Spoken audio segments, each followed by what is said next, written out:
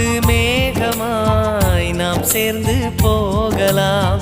பூங்கொத்தை போலவே முகம் வைத்து வாழலாம். நம் சிரிப்பை படம் பிடித்து வாழ்த்து மடல் வழங்கிடலாம். நூற்றாண்டை தாண்டியும் நம் பெயர் நாளை நிலைத்திடலாமே.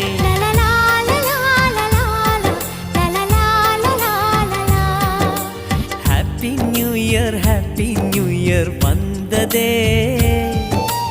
அன்பை சொல்லி ஆசையுள்ளம் துள்ளி